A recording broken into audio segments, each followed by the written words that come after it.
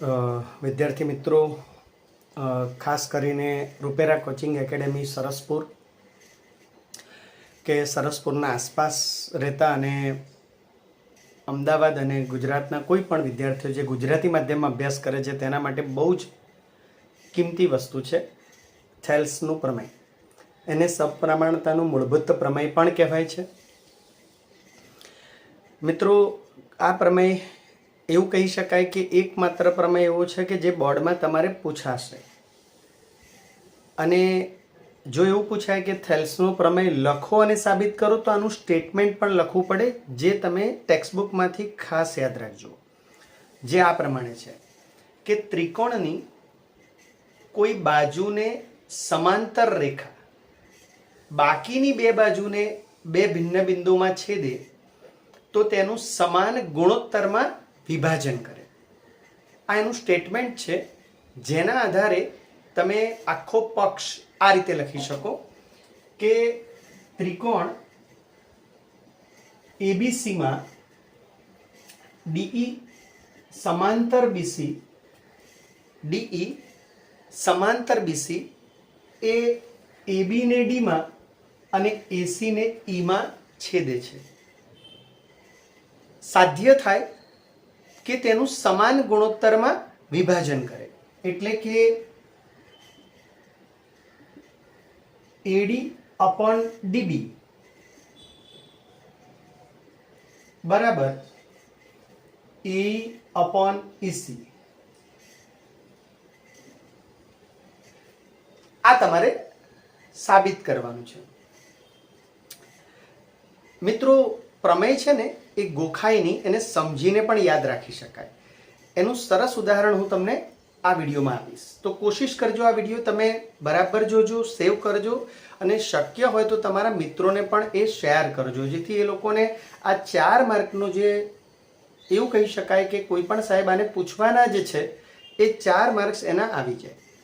મિત્રો, સાબિતીની શરૂઆત કરીએ. જો સાબિતી લખવાની રીતે મારા પોતાના સ્પાઇરલમાં મેં આપેલી છે, જે મારી સ્પાઇરલ છે એ મારા પોતાની યુટ્યુબ ચેનલના વિડીયોમાં પણ તમને જોવા મળશે, અને હું શક્ય હશે તો આની લિંક પણ ક્રિએટ કરીને તમને મોકલાવીશ, એટલે તમે જોઈ શકો. અત્યારે આપણે એને સમજવા ટ્રાય કરીએ છીએ. બધું હું વર્ડ ટુ વર્ડ નહીં લખું, પણ સમજાવવા ટ્રાય કરીશ. ઓકે, સાંભળો. તો મિત્રો, આ પ્રમેયને ક્યાંથી યાદ રખાય, જેને આપણે સિમ્પલ ભાષામાં એની બોચી કહીએ છીએ. બોચીમાંથી પકડો ને તો હંમેશા તમે જીતી જાઓ. એવી વાત છે આ પ્રમેય સાથે પણ, કે આ પ્રમેયની બોચી ક્યાં છે. તો મિત્રો, તમને છેક 6ઠ્ઠા ધોરણથી એક સૂત્ર આવે છે ત્રિકોણના ક્ષેત્રફળનું. ત્રિકોણનું ક્ષેત્રફળનું સૂત્ર છે 1/2 ગુણ્યા પાયો ગુણ્યા વેધ.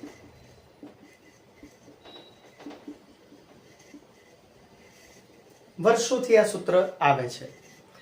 તમે કદાચ અહીંયા જે જોઈ શકો છો એના કરતાં હું સીધું સમજાવી દઉં કે માનો કે આ ત્રિકોણ છે, આ ત્રિકોણ છે, તો આ એનો પાયો ગણીએ તો આ એનો વેધ થાય. અને આનું સૂત્ર આ રીતે લખાય કે ત્રિકોણ એબીસી નું ક્ષેત્રફળ બરાબર 1/2 ગુણ્યા પાયો એટલે કે બીસી અને વેધ એટલે કે એમ. આ ભાષામાં તમારે આ જે 4 છે ને, આ 4 મિત્રો, એડી, ડીબી, એઈ અને એસી, એ 4 ત્રિકોણના પાયા છે. તમને એમ થાય કે સાહેબ એટલા બધા ત્રિકોણ તો આમાં દેખાતા જ નથી, જે આપણે પહેલા લાવવાના છે. તો મિત્રો, સાબિતીની શરૂઆત આ રીતે થશે. સાંભળજો કે તમે બીઈ રચો, બીઈ એટલે તમને દેખાશે ત્રિકોણ બી ડી ઈ, ત્રિકોણ બી ડી ઈ. અને તમે સીડી રચો, સીડી એટલે તમને દેખાશે ત્રિકોણ સીડીઈ. જે વધારાના 2 ત્રિકોણ આવ્યા, આ રીતે વિચારીએ આપણે, તો આ 2 ત્રિકોણ તમને વધારાના દેખાય છે. તો મિત્રો, આ જે બીડીઈ છે ને એનો પાયો આ ડીબી કામમાં આવશે, અને સીડીઈ છે એનો પાયો ઈસી કામમાં આવશે. અને આ 2 જે ઉપલા છે એ આ ત્રિકોણ એડીઈ ના આ બંને પાયા છે. એટલે ત્રિકોણ એડીઈ છે 2 in 1 છે. એ બંનેમાં કામ કરશે. અને ત્રિકોણ BDE અને CDE એ એક એક ત્રિકોણ છે.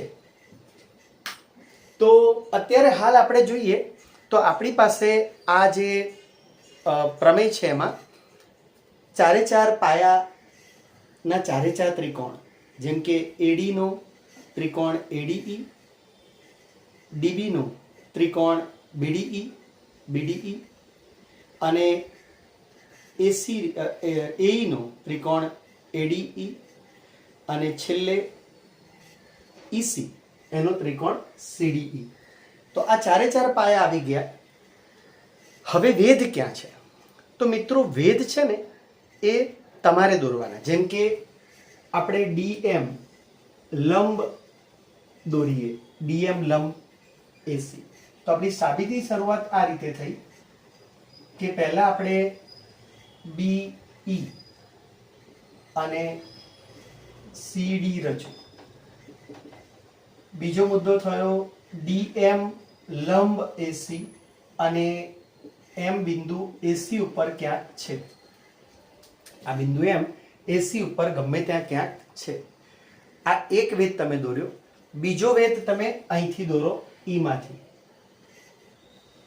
આ EN લંબ AB, EN લંબ AB અને N બિંદુ AB ઉપર ગમે ત્યાં ક્યાંક છે. AB ઉપર ગમે ત્યાં હોય એને બિલોંગ્સ ટુ કહેવાય છે. તો મિત્રો આ કામ પહેલા કરવાના. અને હવે જે ત્રિકોણના ક્ષેત્રફળનું સૂત્ર આપણે લખ્યું છે એ આપણે પહેલા આ બાજુના બંને પાયામાં ઓપરેટ કરીએ. કેવી રીતે? જો અત્યારે તમને જે આ ત્રિકોણ ADE દેખાય છે, બરાબર, આપણે આ નામ આપીએ ADE. અને તમે અત્યારે આ વેધ નહીં પણ અહીંથી વેધ દોર્યો છે, આ. તો અહીંયા તમે વિચારો તો ત્રિકોણ ADE નું ક્ષેત્રફળ, જે શોર્ટમાં આ રીતે પણ લખી શકાય, ખાલી ADE, 1/2 ગુણ્યા પાયો ગુણ્યા વેધ EN. આને આપણે પરિણામ નંબર 1 આપીએ, પહેલું પરિણામ. તો મિત્રો આનું આવી ગયું. હવે DB, આ જે છે ને DB, એનો વેધ પણ EN ગણાય. તમને એમ થાય કે એ કેવી રીતે શક્ય બને? તો સાંભળો કે જ્યારે ત્રિકોણ છે ને ગુરુકોણ ત્રિકોણ હોય, દાખલા તરીકે તમે હમણાં મેં વેધ બતાવ્યો એમ જો ત્રિકોણ આમ હોય ને ગુરુકોણ, આ રીતે ગુરુકોણ, તો એનો વેધ બહારની તરફ જાય આ રીતે. પાયો આ જ ગણાય. દાખલા તરીકે ABC હોય તો પાયો તો BC જ ગણાય અને વેધ AM ગણાય. તો મિત્રો આ છે ને ગુરુકોણ ત્રિકોણ છે એટલે વેધ આ જ ગણાય, પાયો આ જ ગણાય. તો એ પ્રમાણે જોવા જઈએ તો BDE નું ક્ષેત્રફળ, મિત્રો BDE નું ક્ષેત્રફળ બરાબર 1/2 ગુણ્યા પાયો ગુણ્યા વેધ. એટલે તમે જોઈ શકો છો કે વેધ બંનેમાં સેમ છે, આ છે, બરાબર છે. અને હવે તમે જો આ ભાગાકારની ભાષા છે, ગુણોત્તરની ભાષા, તો આપણે પરિણામ 1 અને 2 નો ગુણોત્તર લેતા. પરિણામ 1 અને 2 નો ગુણોત્તર લેતા. ગુણોત્તરનો અર્થ થાય મિત્રો ભાગાકાર. તો ડાબી બાજુનો ગુણોત્તર ડાબી બાજુ લો અને એ જ રીતે જમણી બાજુનો ગુણોત્તર જમણી બાજુ લો, આ રીતે. અને તમે જોઈ શકો છો કે આ બંને સરખા સરખા છે એટલે ઉડી જાય. આ બંને પણ સરખા સરખા છે, ઉડી જાય. તો તમારી પાસે આ વસ્તુ આવી જાય કે આ બંને ત્રિકોણોના ક્ષેત્રફળનો ભાગાકાર આટલો થાય. તો મિત્રો આ આપણી પાસે બહુ ઇમ્પોર્ટન્ટ પરિણામ આવી ગયું, બહુ જ અગત્યનું પરિણામ. એને આપણે પરિણામ નંબર 1 કહીશું. હવે જે આ બાજુ આપણે કર્યું એ જ કામ આ બાજુની સાઈડ કરવાનું છે. તો આપણી પાસે કદાચ જગ્યા ઓછી હોવાથી હું આ લખાણ અત્યારે કેન્સલ કરું છું. અત્યારે કંઈ વાંધો નહીં, ચલો આપણે રાખી મૂકીએ. તો અહીંયા આપણે આ રીતે પણ લખી શકીશું, આ રીતે કે ત્રિકોણ ADE નું ક્ષેત્રફળ, ફરીવાર મિત્રો, તો 1/2 ગુણ્યા, હવે પાયો એ ગણીશું આપણે, આ, તો વેધ થશે DM. આને પરિણામ નંબર 3 કહીશું આપણે, પરિણામ નંબર 3 અને બીજો ત્રિકોણ ગણીશું આપણે ઈસી, જેનો ત્રિકોણ થશે સીડીઈ. સીડીઈ બરાબર 1/2 ગુણ્યા પાયો ઈસી અને વેધ ડીએમ. આ થશે પરિણામ નંબર 4. જે આ બાજુ આપણે કર્યું એ જ કામ અહીંયા કરવાનું. પરિણામ 3 અને 4 નો ગુણોત્તર લેતા. પરિણામ 3 અને 4 નો ગુણોત્તર લેતા. તો ડાબી બાજુનો ગુણોત્તર એટલે કે ભાગાકાર ડાબી બાજુ અને જમણી બાજુનો ગુણોત્તર એટલે કે ભાગાકાર જમણી બાજુ.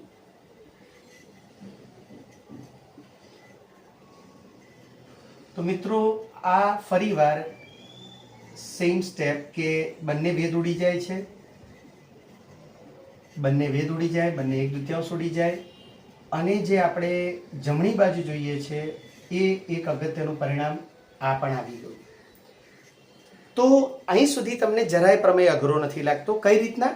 બે રેખાખંડ દોરીને બે ત્રિકોણ બનાવ્યા, બંને વેધ દોર્યા. એક વેધ બે જગ્યાએ કામમાં આવશે, જેમ કે ઈએન એ આમાં પણ વેધ થાય અને આમાં પણ વેધ થાય, જેના આધારે તમે આ બે ક્ષેત્રફળ લખ્યા. એનો ભાગાકાર કરીને તમે પહેલું પરિણામ લઈ આવ્યા. જે સ્ટોરી આ બાજુ લખી એ જ સ્ટોરી આ બાજુ છે. તો મિત્રો અત્યારે હું જરા જગ્યાના અભાવે આટલું કેન્સલ કરું છું, જેથી તમને થોડું ખરાબ ન દેખાય. અને આપણે લાવવાનું શું છે એ આપણે સ્વાધ્યાયમાં લખી ચૂક્યા હતા.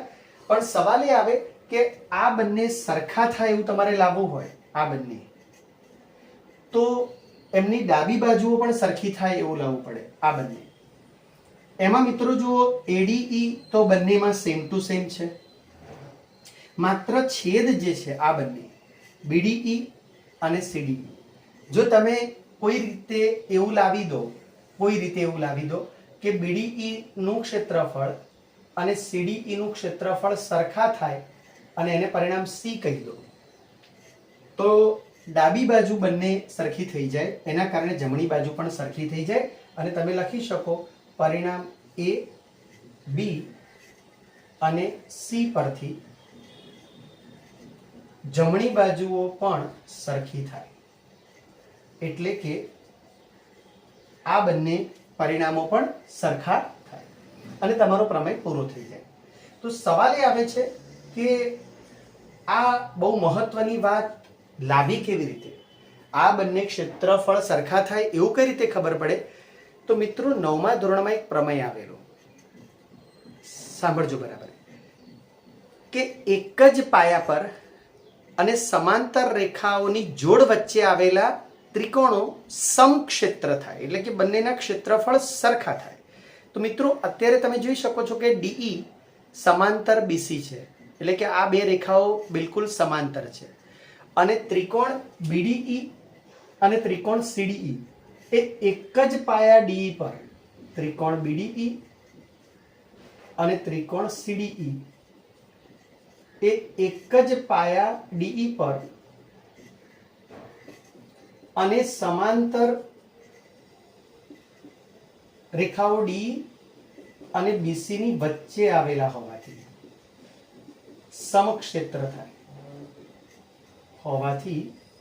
સમક્ષેત્ર થાય, એ લોકોના ક્ષેત્રફળ સરખા થાય.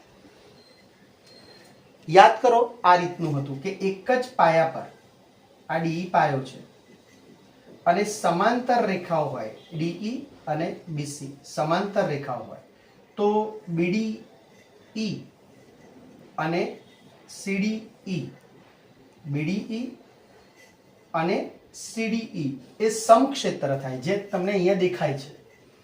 તો આ બંને ત્રિકોણો સમક્ષેત્ર થાય અને જેવા સમક્ષેત્ર થાય એવું તમે લખી શકો પરિણામ સી થાય. અને જેવું સી આવી જાય એવું મિત્રો પરિણામ એ, બી અને સી પરથી બંને સરખા થાય. આપણું સાધ્ય આ જે જમણી બાજુઓ છે બંને સરખી થાય. તો મિત્રો આ પ્રમેયને મેં કોશિશ કરી તમને બહુ સરસ રીતે ભાગમાં સમજાવવા. જેમ કે આપણો પહેલો ભાગ કયો હતો કે આ લાવવું, બે બાજુ અને બે વેધ લાવવા. બીજો ભાગ કયો હતો? બંને ક્ષેત્રફળો લખીને ગુણોત્તર લેવા, બંને ક્ષેત્રફળો. અને એ પછી ત્રીજો ભાગ સહેજ અઘરો છે, આ સ્ટેટમેન્ટ યાદ કરવું કે આ બંને ત્રિકોણો એક જ પાયા ડીઈ પર અને ડીઈ સમાંતર બીસી વચ્ચે આવેલા હોવાથી સમક્ષેત્ર થાય અને પરિણામે બંનેના ક્ષેત્રફળ સરખા થાય અને જો એ સરખા આવી જાય તો પરિણામ એ બી અને સી પરથી બંને ગુણોત્તરો પણ સરખા થાય. તો મિત્રો આ છે થેલ્સનું પ્રમેય, જેને સમપ્રમાણતાનું મૂળભૂત પ્રમેય પણ કહેવાય છે. અને સ્ટેટમેન્ટ લખીને આપે તો તમારે સ્ટેટમેન્ટ લખવાની જરૂર ન પડે. તો હું આશા રાખું મિત્રો કે આ પ્રમેય તમે આ રીતે મોઢે કરો. જો શક્ય હોય તો તમે આનો સ્ક્રીનશોટ લઈ શકો છો અને પછી વારંવાર વિડીયો જોઈને આને વધારે સારો કંઠસ્થ કરી શકો છો. Thank you very much. હું યોગેશભાઈ રૂપેરા સર, જે સરસપુરમાં રૂપેરા કોચિંગ એકેડેમી નામે સંસ્થા ચલાવીએ છીએ અને કોશિશ કરીએ છીએ છેલ્લા 35 વર્ષથી કે વિદ્યાર્થીઓને ખૂબ જ સારું પરિણામ આવે અને સરસપુરમાં જે અમારું ક્લાસનું પરફોર્મન્સ છે એ ઉત્તરોત્તર વધારે સુધરે. બરાબર છે? તમે સપોર્ટ કરજો, આ વિડીયો તમારા મિત્રો સુધી પહોંચાડજો તો એમને પણ આનો લાભ થાય. Thank you very much. અને મિત્રો આના પછીના બીજા પ્રમેયનો વિડીયો હું સમય મળે મૂકીશ કે જે આનો પ્રતિપ્રમેય છે, થેલ્સનું પ્રતિપ્રમેય, જે થોડું સમજવાની દ્રષ્ટિએ હાર્ડ છે. જો કે મોટાભાગે સાહેબો આ જ પ્રશ્ન પૂછે છે. Thank you very much. Have a good day. મિત્રો આપણે થોડીક વાર પહેલાં એ થેલ્સનું પ્રમેય જોયું. થેલ્સના પ્રમેયનું પ્રતિપ્રમેય, જે મિત્રો મારા અંદાજ મુજબ બહુ પૂછાતું નથી, પણ આપણે એને એવું તો ના જ કહેવાય કે નહીં પૂછાય. તો થેલ્સનું પ્રમેયનું પ્રતિપ્રમેયનું ઉલટો પ્રમેય એ શું કહે છે? થેલ્સનું પ્રમેય શું કહે છે કે જો કોઈ બાજુને સમાંતર રેખા લો તો બાકીની બે બાજુને બે ભિન્ન બિંદુમાં છેદે તેનું સમાન ગુણોત્તરમાં વિભાજન કરે. જ્યારે થેલ્સનું પ્રતિપ્રમેય એવું કહે છે કે તમે જો આવી કોઈ રેખા લો કે જે ત્રિકોણની બે બાજુને બે ભિન્ન બિંદુમાં છેદતી હોય અને એ પણ એવી રીતે કે જેથી તેનું સમાન ગુણોત્તરમાં વિભાજન કરતી હોય, એટલે કે આ જે વિભાજન કરે છે સમાન ગુણોત્તરમાં એ તમારો પક્ષ બની જાય, જે થેલ્સના પ્રમેયમાં સાધ્ય હતું. તો આ રેખા ત્રિકોણની ત્રીજી બાજુને સમાંતર હોય એટલે કે ડીઈ સમાંતર બીસી થાય, આવું તમારે સાબિત કરવાનું છે. તો મિત્રો થેલ્સ કરતા બિલકુલ ઉલટી વાત કે જો કોઈ રેખા ત્રિકોણની બે બાજુને બે ભિન્ન બિંદુમાં એવી રીતે છેદે કે જેથી તેનું સમાન ગુણોત્તરમાં વિભાજન કરે, સમાન ગુણોત્તરમાં વિભાજન કરે, તો તે રેખા ત્રિકોણની બાકીની બાજુને સમાંતર હોય એટલે કે ત્રીજી બાજુને સમાંતર હોય, આવું તમારે લાવવાનું. મિત્રો આ થોડું વર્ણનાત્મક પ્રમેય છે, ગાણિતિક પ્રક્રિયા ઓછી, વર્ણનાત્મક વધારે છે, તો એના માટે થોડું વિશેષ ધ્યાન આપવું પડશે. સાંભળો મિત્રો, આ જે બંને રેખાઓ છે ડીઈ અને બીસી એ ત્રિકોણ એબીસીના સમતલમાં હોવાથી સમતલીય રેખાઓ તો છે જ, એટલે કે એક જ સમતલમાં આવેલી તો છે જ. અને જ્યારે બે રેખાઓ એક જ સમતલમાં હોય ને તો એના માટે બે જ વિકલ્પ શક્ય છે. બરાબર? તો ડીઈ અને બીસી સમતલીય રેખાઓ હોવાથી બે જ વિકલ્પો શક્ય છે.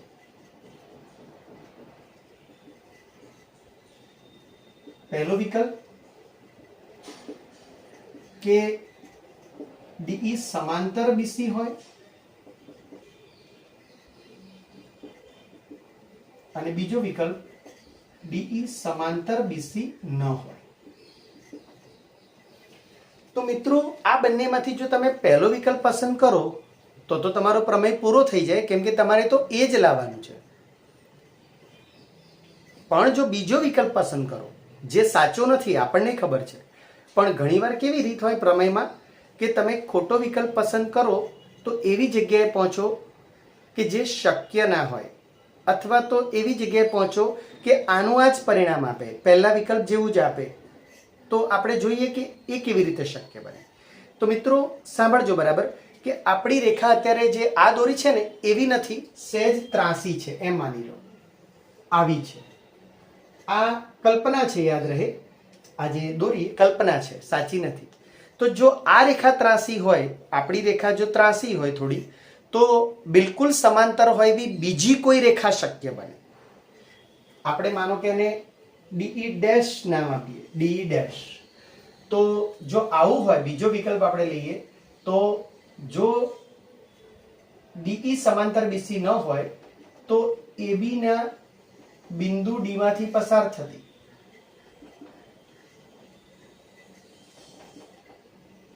અને બીસી ને સમાંતર હોય તેવી બીજી કોઈ રેખા ડીઈ ડેશ મળે, ડીઈ ડેશ મળે જે એસી ને ઈ ડેશ માં છેદતી હોય, છેદે.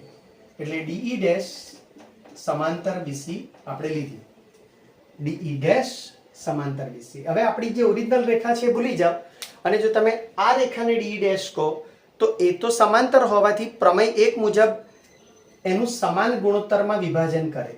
એટલે જો આ હોય તો પ્રમેય એક મુજબ આપણે આવું લખી શકીએ કે એડી અપોન ડીબી બરાબર AE dash upon E dash C, AE dash upon E dash C, આવું આપણે લખી શકીએ પ્રમેય એક મુજબ.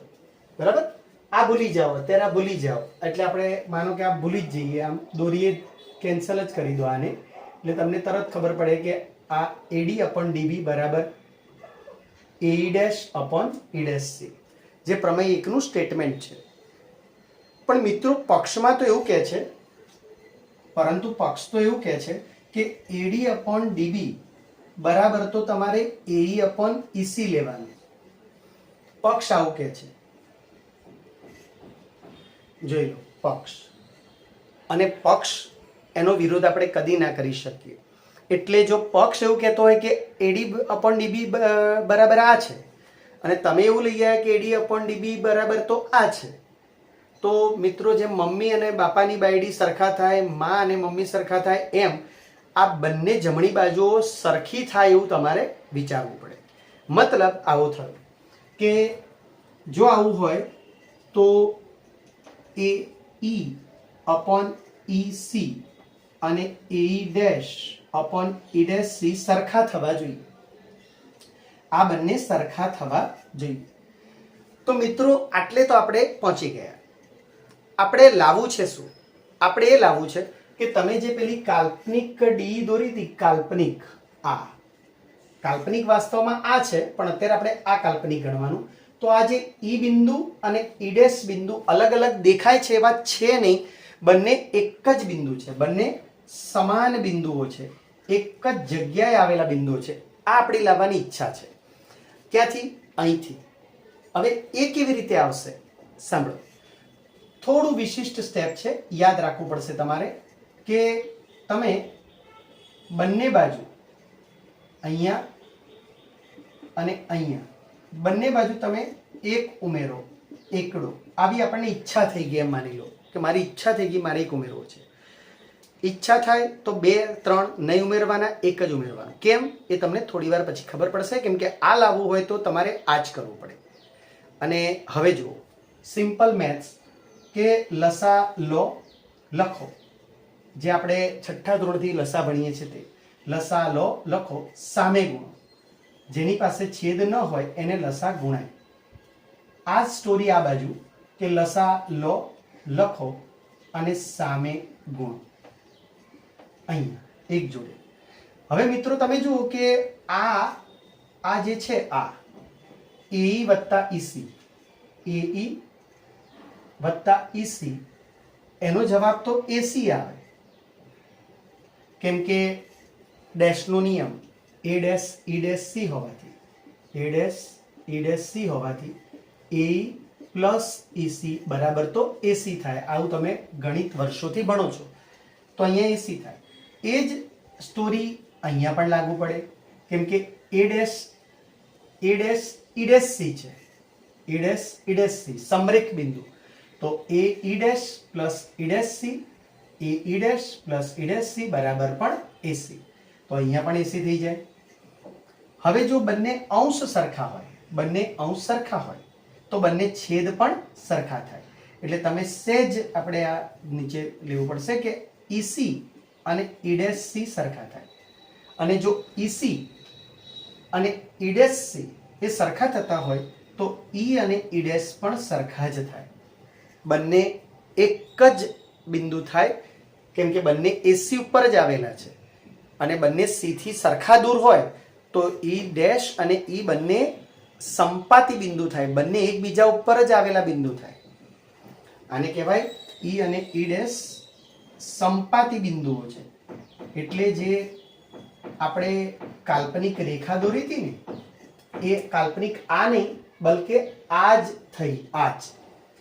એટલે કે જો DE' સમાંતર BC આપણે લીધેલા, DE' સમાંતર BC હોવાથી, કારણ કે આપણે લીધેલા, જોઈ લો, આપણે DE' સમાંતર BC લીધા, અને જો તમે E' ની જગ્યાએ DE લખી શકતા હોય તો DE પણ સમાંતર BC થાય જ, કેમ કે બંને સેમ છે, બંને સરખા છે. તો આપણે E' ની જગ્યાએ E લખી શકીએ છીએ. દુનિયાની કોઈ તાકાત આપણને રોકી શકતી નથી.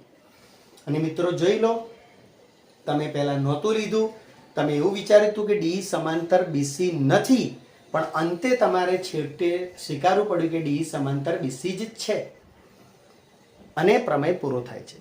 તો મિત્રો આ પ્રમેય જે છે ને એ બહુ ઓછો શક્યતાવાળો છે પૂછાવાની, પણ વર્ણનાત્મક છે થોડું, એટલે થોડું ધ્યાન રાખજો અને કોશિશ કરો તમે આનો ફોટો ઇમેજ લઈ લો, જેથી તમને મોઢે કરવામાં થોડી સરળતા રહે.